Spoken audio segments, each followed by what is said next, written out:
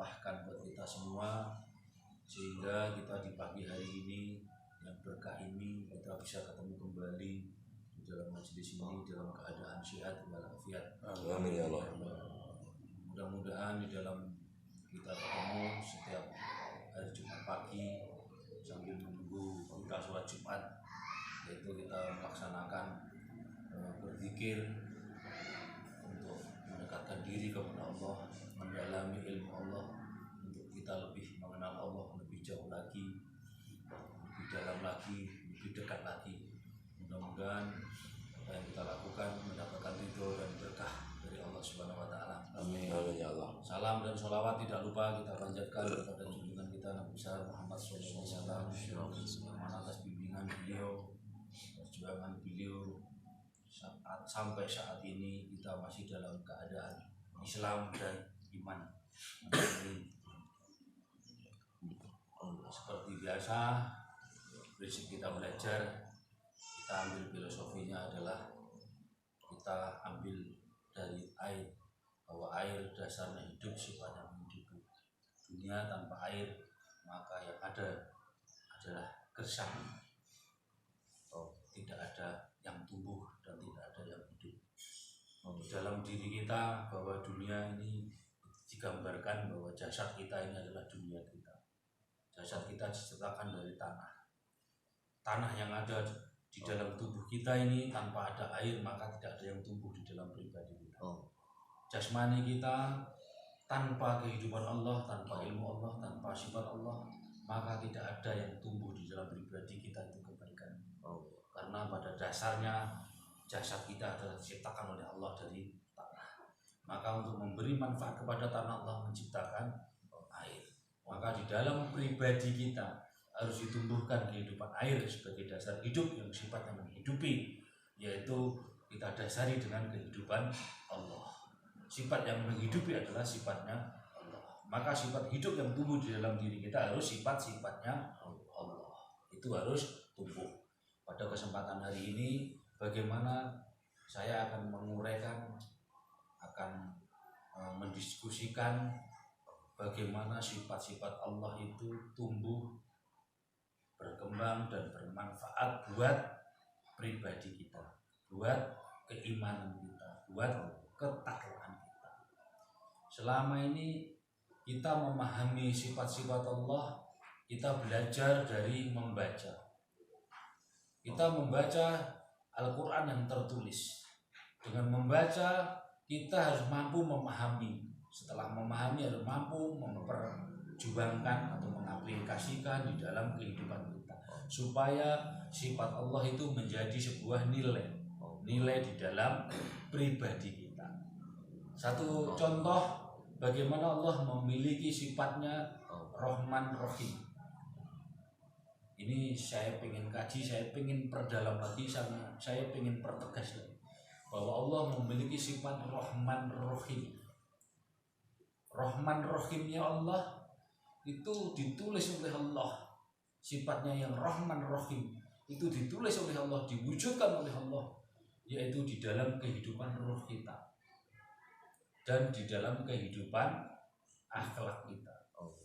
Sebagai wadah Rahman Rahimnya Allah, kertasnya itu ada jasad kita. Ini wadah. Isinya adalah di situ ada sifat dan rasa. Nah, sifat dan rasa yang ada di dalam pribadi kita, apakah betul sudah sesuai dengan Rahman Rahimnya Allah? Itu yang perlu kita pahami dan kita renungkan. Wadahnya yang tumbuh di permukaan bumi, yang tumbuh di dalam pribadi kita, apakah perbuatan kita dan tutur kata kita sudah sesuai dengan Rahman Rahimnya Allah? Itu yang harus dipahami, yang harus dipikirkan oleh jasmani kita. Nah, bagaimana yang tumbuh di dalam sifat dan perasaan kita? Apakah sifat dan perasaan kita sudah tumbuh sifat-sifatnya Allah, sifat-sifat Rahman Rahimnya Allah? Itu juga harus dipikirkan dan direnungkan. Dari tiga dasar itulah kita bagaimana memahami sifat-sifat Allah supaya menjadi amalan untuk kelangsungan hidup kita. Jangan sampai sifat-sifat Allah hanya kita hafalkan di dalam lisan, hanya mampu kita katakan buat orang lain, tapi tidak mampu kita amalkan buat pribadi kita. Nah, bagaimana cara kita menjaga sifatnya Allah yang Rahman Rahim? Pertama, kita mulai dari akal dan pikiran kita. Allah memberikan akal dan pikiran kita. Tujuannya Allah apa? Untuk menjaga sifat-sifat Allah, untuk mengamalkan sifat-sifat Allah, untuk memperjuangkan sifat-sifat Allah yang tertulis di dalam Al-Quran supaya tumbuh di dalam cara berpikir kita.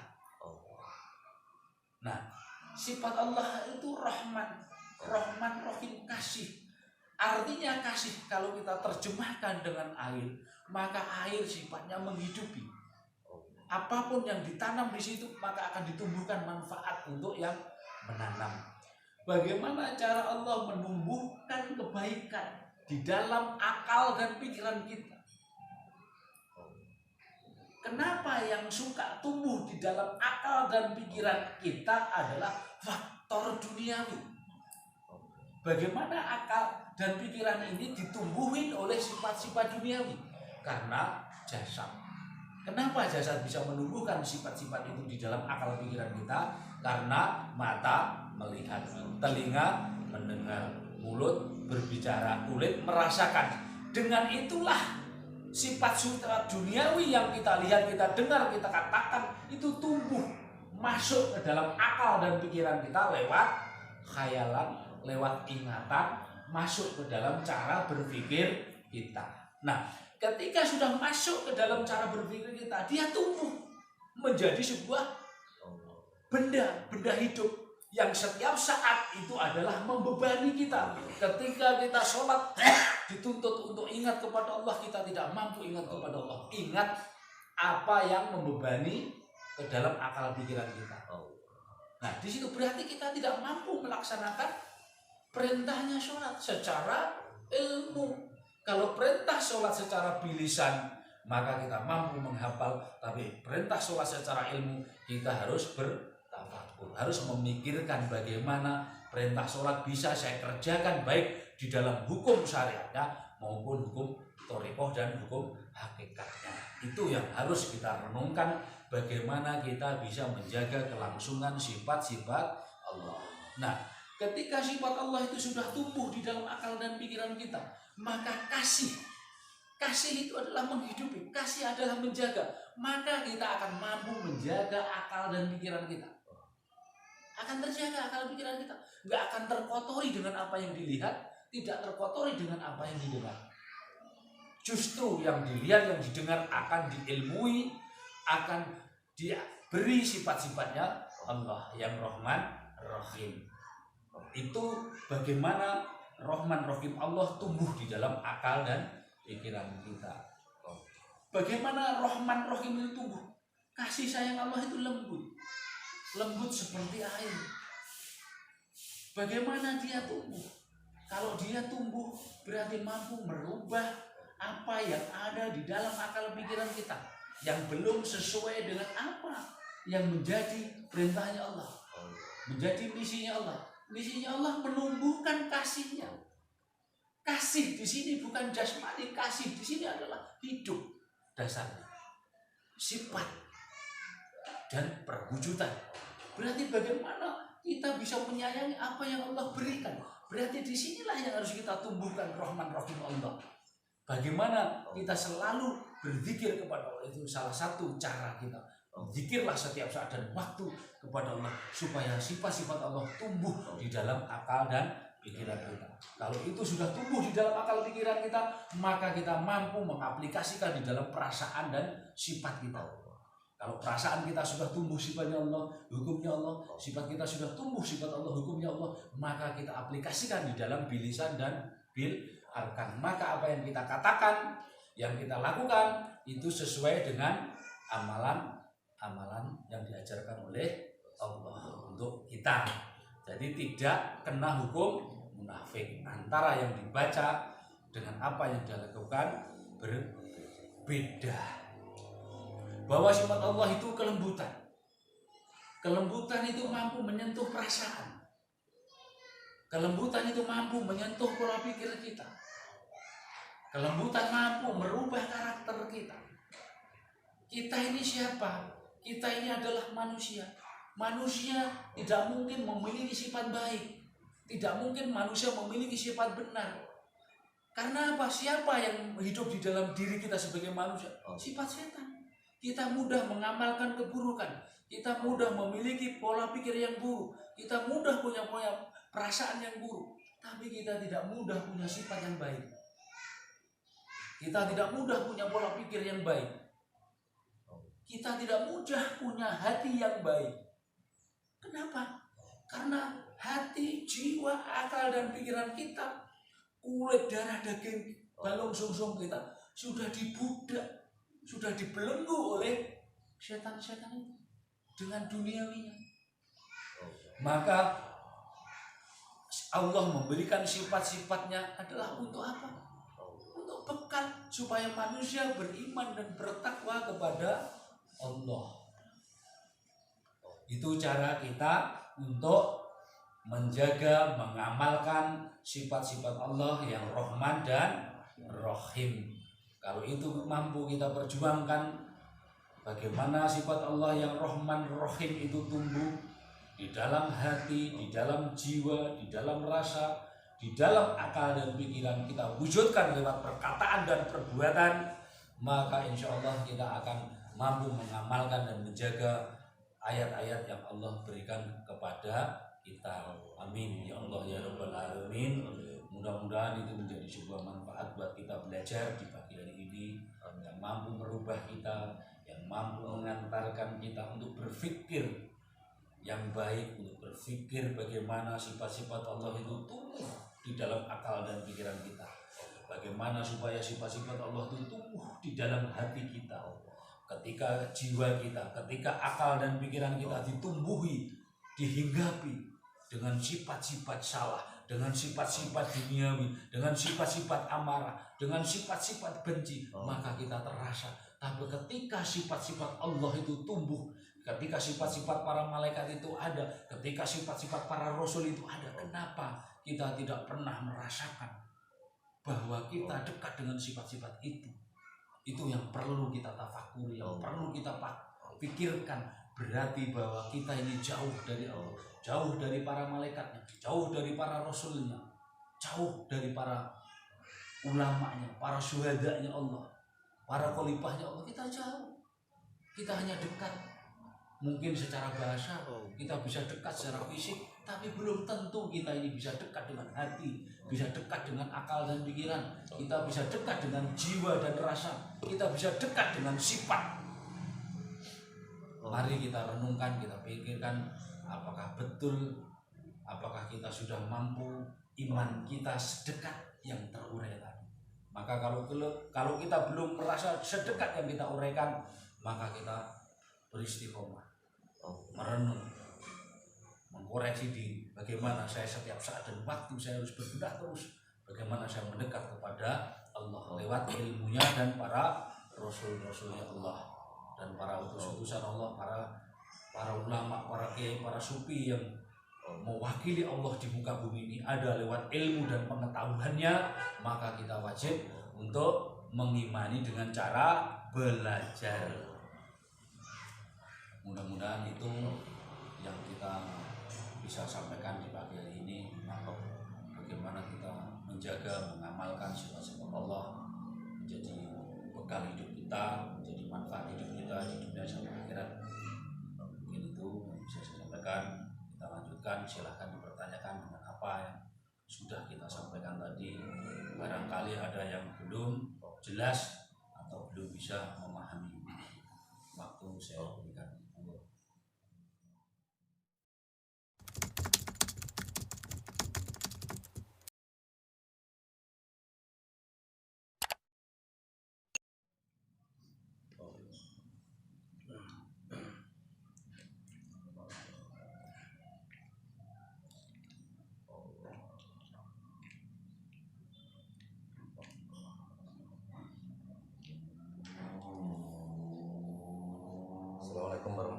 wabarakatuh. Terima kasih atas waktunya yang besar.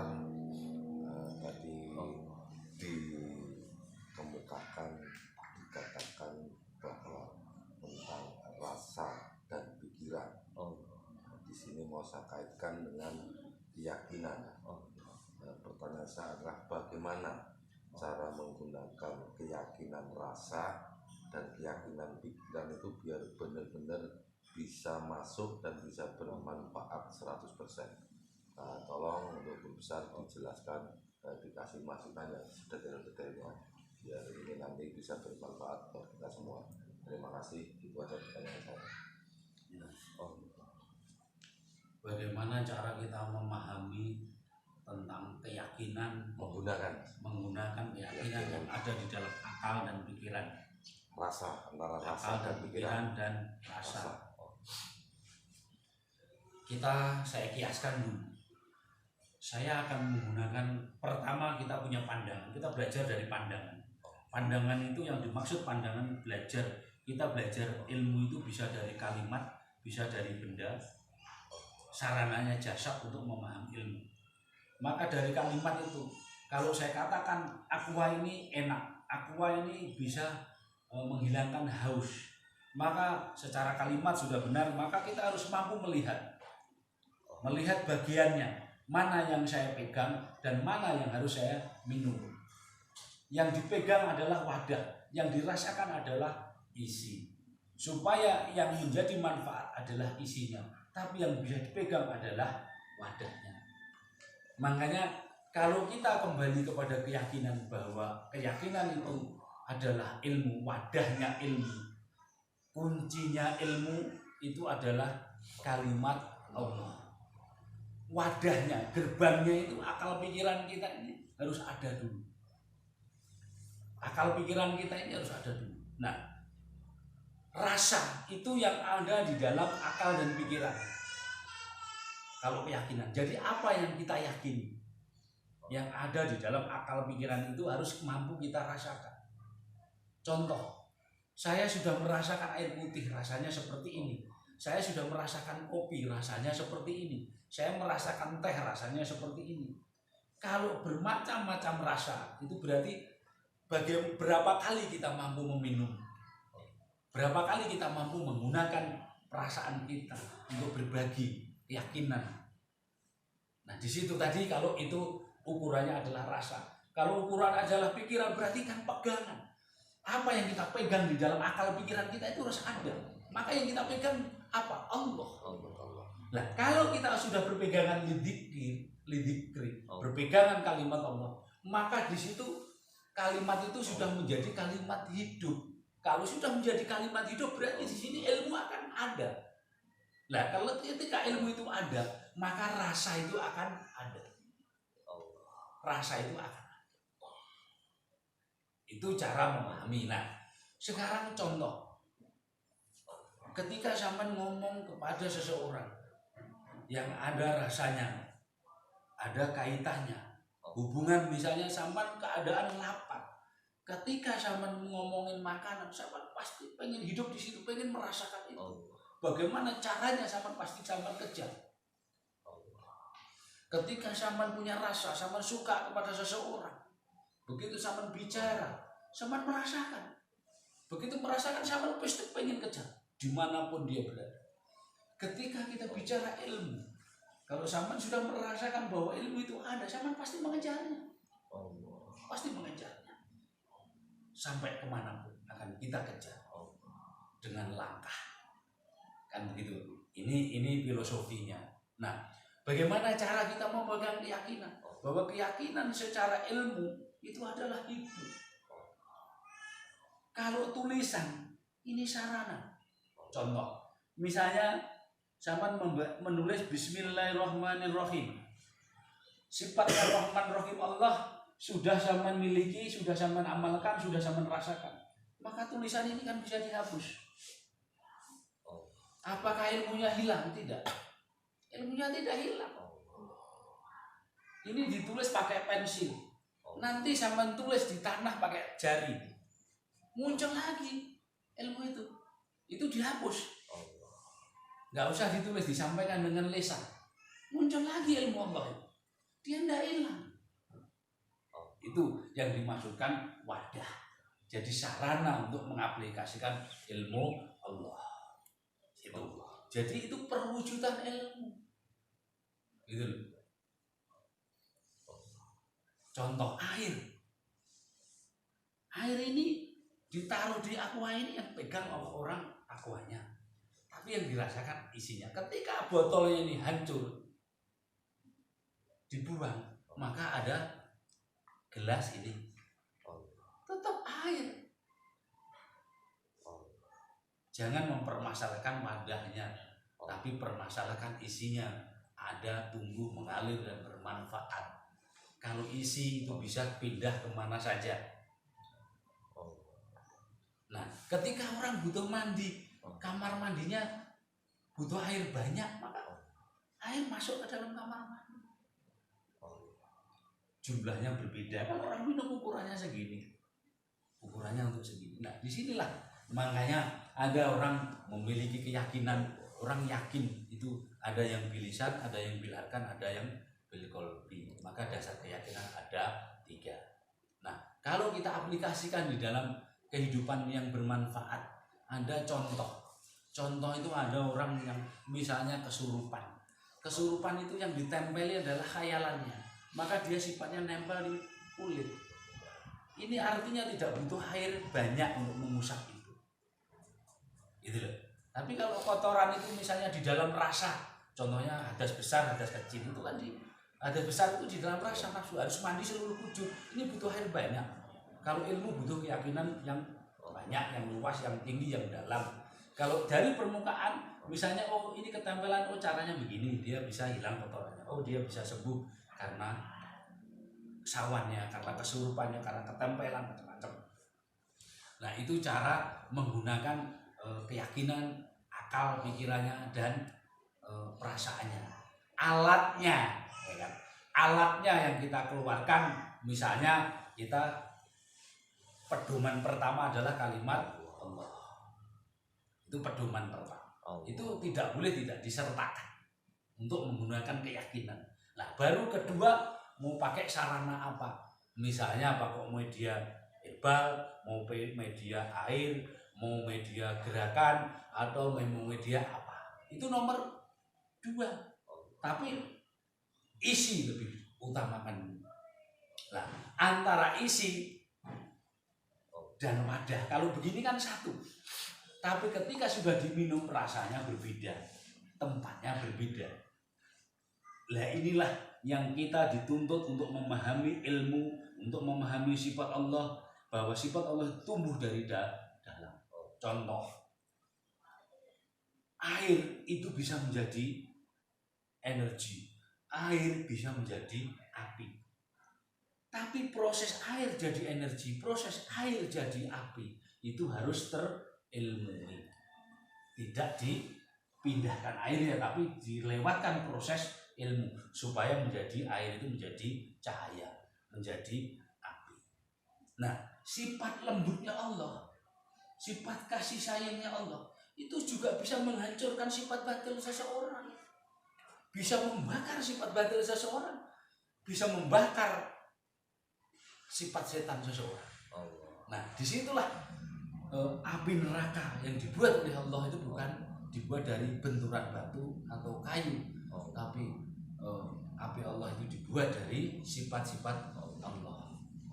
Jadi sifat Allah yang memberi kehidupan, yang memproses kehidupan, itu adalah sifat hidup yang panas. Maka diwujudkanlah matahari di situ untuk membakar proses kehidupan Allah itu tumbuh. Kalau Allah hanya menciptakan tanah dan air, tidak menciptakan matahari, tidak menciptakan sifat panasnya, maka tanaman itu juga tidak tumbuh.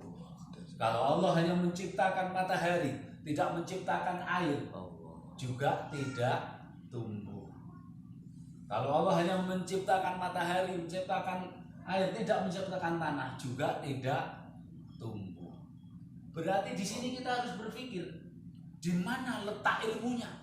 Jadi tidak melihat bendanya. Kalau kita berbicara ilmu, berbicara sifat Allah, bicara hukum Allah, tidak melihat itu. Kalau kita hanya melihat itu dasar kita bicara, berarti ilmu kita adalah karena melihat, tidak berpikir, tidak bertafakkur. Kira-kira seperti itu.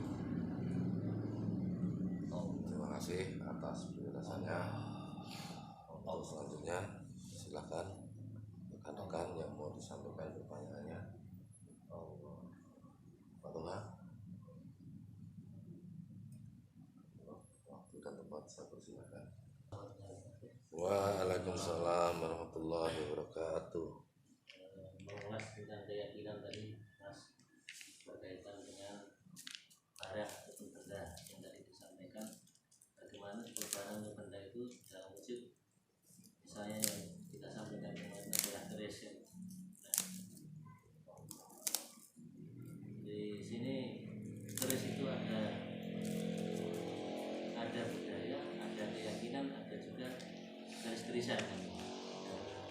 Tapi kalau dilihat dari keilmuannya ataupun dari segi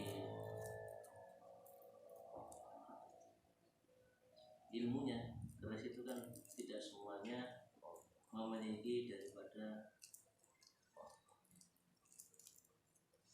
keyakinannya. Artinya tidak semua orang yang memiliki keris itu memiliki keyakinan tentang keimanan atau keyakinan terhadap keris. Kaitannya dengan isi air dengan casing tadi itu yang disampaikan oleh Ustaz tadi, tentang casing dengan benda air dengan tempatnya itu. Ditanyakan adalah masalah perwujudannya. Di situ yang salah itu di pola pikir, dipikir kita, ataukah bendanya yang salah?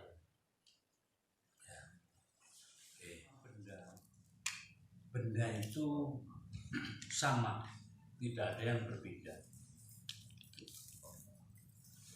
Keris, misalnya kita bicara keris dengan pisau, dengan golok, dengan arit, semua ini sama, bahan bakunya sama, besi. Siapa yang membuat berbeda adalah manusia. Kenapa manusia membuat perbedaan?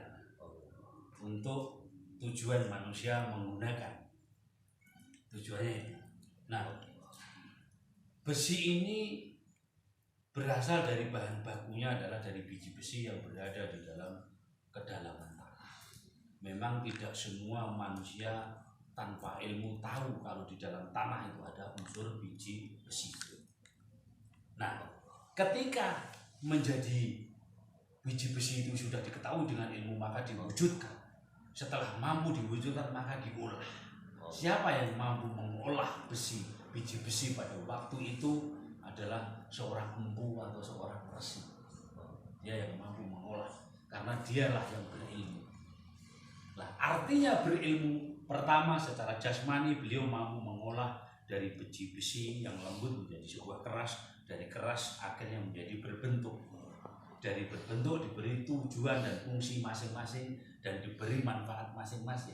Itu kemampuan resi atau empu mengolah benda keras menjadi manfaat. Nah, ketika di situ sudah dibentuk dengan bentuk yang berbeda, maka diberi tujuan yang berbeda. Oh, arit untuk ini, pisau untuk ini, keris untuk ini. Nah, ketika empu memberikan bentuk, misalnya di situ ada keris. Apa yang membuat itu berbeda? Sebenarnya yang diajarkan oleh resi bukan meyakini bendanya, tapi bagaimana memahami karakter yang bisa diukir, yang bisa dibentuk lekuk-lekuknya menjadi sebuah keyakinan, dan untuk menjadikan bahan senjata untuk kamu perang, untuk melawan musuhmu, untuk melawan yang menjajah kamu. Kita sebagai manusia di dalam Al-Quran diterangkan bahwa manusia itu juga terjajah. Kita ini dibudak. Bagaimana kita ini dijajah oleh sifat-sifat duniawi, dijajah oleh sifat-sifat nafsu yang ada di dalam diri kita. Nah, inilah yang karakter kita yang keras. Sifat besi yang di dalam diri kita yang dilekuk-lekuk menjadi 9 bagian lekukan yang tersakti keris itu. di dalam 9 lubang kita. Kita dijajah di dalam 9 lubang kita. Semua unsur itu menjajah, memperbodoh akal dan pikiran kita. Maka sifat besi yang keras yang ada di dalam akal pikiran, keras di sini jangan dibayangkan itu besinya, tapi sifatnya. Bagaimana sifatnya Allah kita tumbuhkan untuk melawan sifat-sifat penjajahan tadi, supaya menang untuk dalam membunuh musuh. Jadi musuh kita adalah sifat-sifat yang ada di dalam diri kita yang tidak sesuai dengan sifat-sifatnya Allah. Itulah cara membentuk besi tadi. Resi mengilmui benda keras, sifat keras tadi seperti itu. Nah, setelah itu diwujudkan, maka diwujudkanlah alatnya. Karena perang sudah menjadi bagian daripada fisik. Maka di situ ada hadisnya. Ketika kamu perang, kamu punya niat membunuh, maka kamu dengan musuhmu sama-sama masuk neraka. Maka kita belajar untuk mengalahkan musuh bukan dari fisik, tapi mengalahkan musuh dari sifat. Bahwa musuh kita yang nyata adalah sifat-sifat yang buruk yang ada di dalam diri kita, yaitu sifatnya setan. Itu musuh nyata kita. Itu. Nah, dari situlah oleh para rasul dan empu diwujudkan karena perang sudah menjadi fisik, maka ini sebagai bekal kamu untuk membunuh musuhmu ketika kamu terdesak. Nah, maka di mana letak yoninya? Letak keyakinannya? Letak keyakinannya di dalam tadi. Sifat piandelnya neng jero mau. Neng jero akal karo pikirane, neng jero rasa karo sifate. Gitu loh. Nah, itu cara membedakan antara casing dengan isi. Cara menggunakan casing dengan isi. Ini harus terurai dulu. Kalau sampan tidak terurai dengan baik, maka yang sampan minum adalah isinya. Ketika sampan minum isinya sing dicekel kulite sing sampan ombe kulite, sampan juga iso ngrasane, sampan grogoti kulite. Akhirnya merusak gigi, akhirnya merusak lidah, merusak tenggorokan, banyak yang rusak. Keimanan kita bisa rusak kalau kita tidak mampu memisahkan dulu bagian mana yang harus dimakan, bagian mana harus yang dipegang. Maka kita harus mengajarkan untuk memisahkan dulu. Maka bagaimana cara memisahkan? Harus kita pelajarkan mulai dari mana keris itu berasal. Nah, itu tadi yang sudah saya terangkan. Maka di situ ada lekuk-lekuk keyakinan. Sama bisa yakin karena mata, bisa yakin karena telinga, bisa yakin karena mulut, bisa yakin karena hidung, bisa yakin karena kulit. Ya, oh kulitku dibaca ora tedas. Oh suaraku iso maringi ini. Oh pendengaranku iso ngrungokne iki. Lah, itulah namanya keyakinan. Lekukan 9 ini semua ada ioninya, ada isinya. Makanya nek keris kaya nek dijupuk orang-orang nempel di batu. Mongko keyakinannya nang kene, nang akal pikiran. Gitu loh. Nah, kira-kira seperti itu. Monggo Pak Tua dipertanyakan lagi. Jangan sampai berhenti di situ. Jenengan pahami yang kira-kira belum jenengan paham kan sampaikan. Berarti kan bukan di wujud barangnya yang kita salahkan. Ya, salah betul. Itu adalah di pola pikir ini. Nah, betul. Karena yang kita salahkan, yang kita inginkan adalah masalah perwujudannya. Seolah keris itu yang menjadi yang bersalah, jadi bukan untuk diri atau individu yang cara pikir atau keimanan kita yang kita perbaiki, tapi kita menyalahkan daripada objek benda.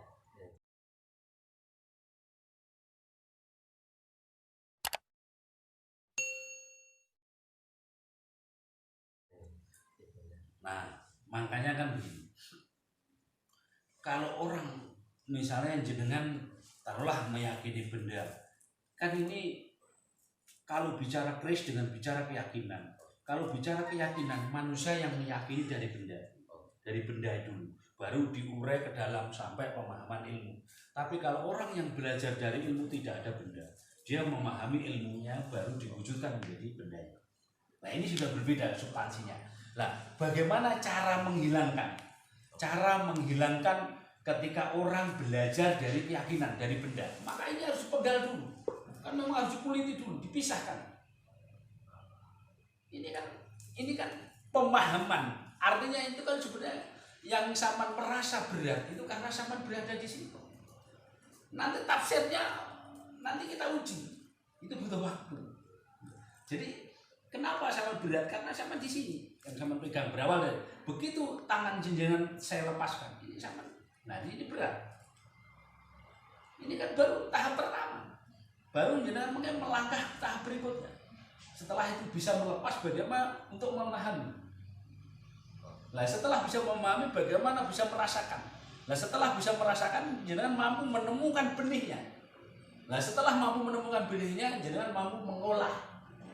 Nah ini pelajaran dari luar ke dalam. Nah yang dari dalam maka diawali setelah dia mampu menemukan, mewujudkan, mengolah, menciptakan, maka mereka bagaimana cara memberikan kepada orang, membuat orang itu yakin. Contoh kecil begini. Di sini keris itu dia tidak akan ada keyakinannya kalau cara mendapatkannya misalnya. Saman tak ambil keris misalnya di dapur. Itu Saman nggak akan yakin. Berbeda kalau Saman saya ajak ke suatu tempat yang saya mengambilnya dengan cara yang sakral, dengan cara begini-begini, ya Saman tahu itu dan disitulah akan muncul keyakinan. Kalau cara mendapatkan seperti itu, tapi kalau cara Saman mendapatkan saya buatkan, Saman tahu cara saya buat, Saman pasti nggak yakin. Tak perlu dendengnya tak kayaknya. Saman nggak yakin kalau tidak diberikan ilmunya. Inilah empu resi. Jadi ketika seseorang diberi keris, dia menyaksikan sendiri pembuatannya, itu yang diberikan ilmunya bukan keris. Maknanya bermanfaat ketika keyakinannya sudah ada. Nah, ketika orang yang diberikan adalah bendanya, kalau nggak diciptakan keyakinan dulu dia tidak yakin. Maka bagaimana cara menciptakan keyakinan? Nah itu berarti jawabannya jenengan tetap harus berproses untuk belajar untuk memahami itu. Yang jenengan maksud itu benar, tapi jenengan harus mampu hidup di situ supaya ketika nanti terurai jenengan sadar betul. Nah nanti kalau sudah mencapai titik ilmunya jenengan berarti kan sudah contoh wong Jawa kuwi keris misalnya wong Sulawesi badik, wong Bandung iki kujang. Bahannya besi, jenengan mampu menciptakan apa saja, sama mau menaruh keyakinan di mana saja tidak ada masalah. Karena jenengan sudah mampu berada di dalam. Itulah yang kita persiapkan bagaimana Saman masuk ke situ. Memang ya kalau Saman pegangan ini ya memang harus ada proses terasa. Kalau nggak terasa berarti yang jenengan mati kan. Kalau terasa berarti jenengan hidup. Maka rasakan, tanyakan, pelajari, dalami. Kira-kira seperti itu. Jadi kembali lagi ke konsep keyakinan ya. Keyakinan. Bukan karena bukan semua orang yang memiliki benda itu yakin. Nah, memiliki keyakinan tersebut belum tentu. Jadi makanya kan kembali ketika jenengan memiliki itu dari luar, maka kan harus dipisah dulu supaya sampai konsepnya memiliki keyakinan adalah ilmu. Ketika dari ilmu bagaimana konsepnya dia membagi keyakinan kepada orang lain, baru ada sarana dan prasarana. Dua bolak-balik ya. Mungkin jenengan satu sisi mungkin ada yang berlindung lagi di situ. Jenengan mungkin yang jerone terhalang. Niku. Soal itu memang harus ada. Kalau nggak ada soal, jenengan nggak akan berpikir. Kalau jenengan tidak berpikir, jenengan nggak punya jawaban nanti. Memang itu harus terjadi, nggak apa-apa. Memang ya kudu hangat, kudu panas, kudu meriang. Tumbuh itu ya kudu dipangan omo.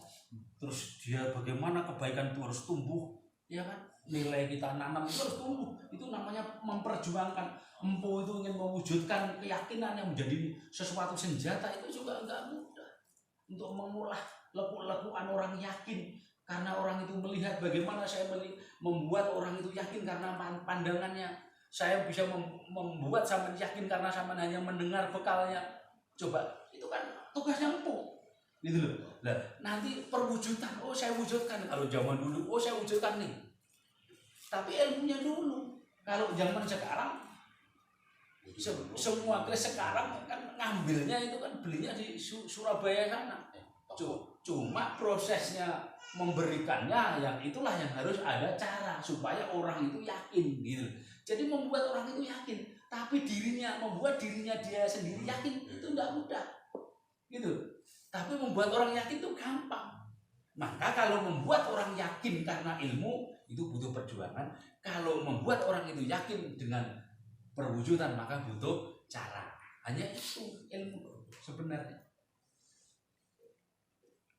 Nah, tujuan saya ingin mengantarkan sampean Pak Tuha ke dalam. Nanti kalau sudah dalam silakan dengan sendirinya keluar. Nanti lah tahu sendiri lah sih. Oh, ini ketemu kayak kok dia ya. Apa pit? Oh, gue. Kayak dia iki. Oh, gue. Kayak dia iki. Oh, gue. Udah tok ilmunya ber-o. Makanya ilmu O itu kan tinggi. Hukum relatif. Air itu bisa di mana saja. Perang, itulah perang Badar. Bagaimana zikir itu tetap harus tumbuh, keyakinan itu tetap harus tumbuh, sifatnya Allah itu tetap harus tumbuh, prinsip-prinsip jasad kita harus tetap tumbuh. Butuh perjuangan, butuh waktu, ada proses. Memang saat-saat tertentu kita itu bergeser. Keyakinan kita ini kalau belum tumbuh kan saat-saat tertentu geser. Akarnya yang kuat, batangnya kuat, kadang-kadang diterpa panas yang terus-menerus, kadang-kadang ada yang lain satu gugur.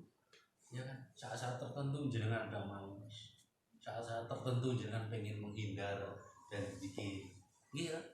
Saat-saat tertentu pengen muncul, gitu. Itu tumbuh itu proses alami. Di saat-saat tertentu mungkin jenengan nggak pengen ketemu Mas Tarji. Saat-saat tertentu jenengan juga nggak pengen ketemu Pak Tuhan. Sama. Saat-saat tertentu juga malas ketemu Pak Tuhan. Ini apa proses sana? Nah disitulah namanya pertarungan. Bagaimana sifat ilmu itu tumbuh. Biarpun diterak panas, diterak badai, bagaimana tugas sama menghidupi ilmu. Kalau misalnya sebagai Mas Tarji sudah nggak boleh, nggak menghidupi tugasnya. Mau misalnya Pak Beben pengen menghindar, sama sudah nggak boleh pengen menghindari. Itu namanya menumbuhkan.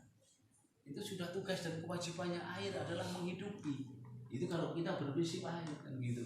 Masalah yang belajar dari luar itu berproses, maka ya kita tunggu waktunya kena panas, biar kepanasan. Nanti kalau dia panas coba akarnya kuat nggak ke dalam. Kalau akarnya kuat yakin pasti bersemi. Kan begitu.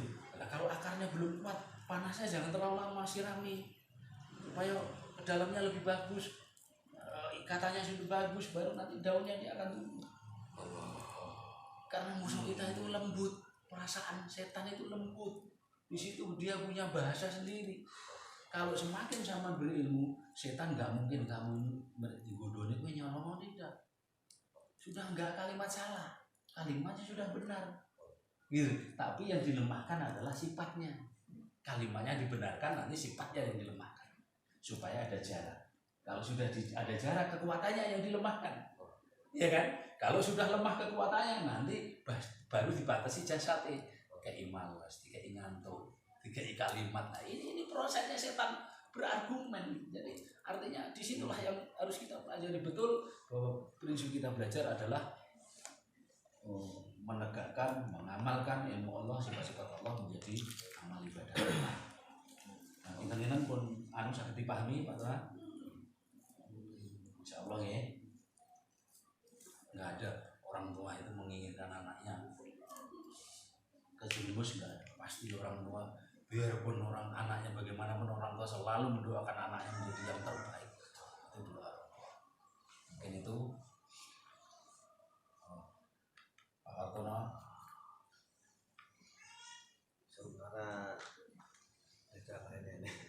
Sementara loro wetak.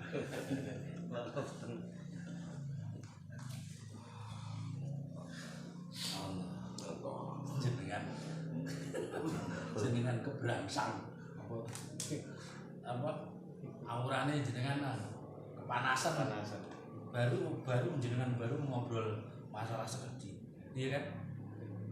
hawane sampai baru satu masalah, baru satu soal. Kan ganggu kan apa suasana jenengan semangatnya kan berengseng nih, nggak seger. Terus ini udah berhari-hari katanya mau muncul, mau meledak itu katanya hawanya itu berhari-hari. Ya macamnya prosesnya lama ya, kita selalu mendoakan dan terfokus ke situ. Ternyata mau endingnya tuh ya istilah guru-guru ini ada, yang ada. Nah ya, dari situ kan artinya ada tanda alam apa yang jenengan mau, yang jenengan doakan. Tuhan kan memberi jawaban. Ketika jawaban itu ada, ya seperti itu nggak enak gitu. Jangan dibayangkan enaknya. Jadi Allah mengabulkan doa kita itu belum tentu enak. Maka Allah, contohnya Allah, kita nanam padi, Allah menumbuhkan padi kita baik. Begitu panen jadi pangani, sang kulite, yuk kelelekan. Padahal Gusti Allah kayak berkah, tapi jadi ciloko. Mergo awake dhewe iki akal pikiran kon mikir nek mangan yo kudu diolah. Begitu masalah itu keluar, muncul bagaimana cara menyelesaikan, diolah. Ojo ditelen sak nenek-nenek yo kelelekan jenengan. Setelah itu ledakan muncul, mau diapain lagi, PR-nya masih panjang. Yang jelas itu yang episode yang lalu sudah Jenengan prinsipnya kan ilmu. Nah, terus ini kedepannya itu PR yang harus diselesaikan dengan cara yang mengikuti alamnya alam baru. Yang penting prinsipnya untuk belajar jangan sampai terganggu, karena untuk menyelesaikan itu adalah ilmu. Berarti kan jangan mengganggu semangat yang untuk berzikir, semangatnya untuk sholat, semangatnya untuk belajar sabar. Yang penting itu enggak terganggu, biar boleh kembali. Jadi dengan bekal yang baik mampu memberikan yang Allah. Mungkin cekap ngoten nggih. Mungkin apa sih dipahami pagi ini menjadikan doa dan ridho Allah. Assalamualaikum warahmatullahi wabarakatuh. Waalaikumsalam warahmatullahi wabarakatuh. Al-Fatihah. A'udzu billahi minasyaitonir rajim. Bismillahirrahmanirrahim. Alhamdulillahi rabbil alamin. Ar-Rahmanir-Rahim. Maliki yaumiddin. Iyyaka na'budu wa iyyaka nasta'in. Ihdinas siratal mustaqim. Siratal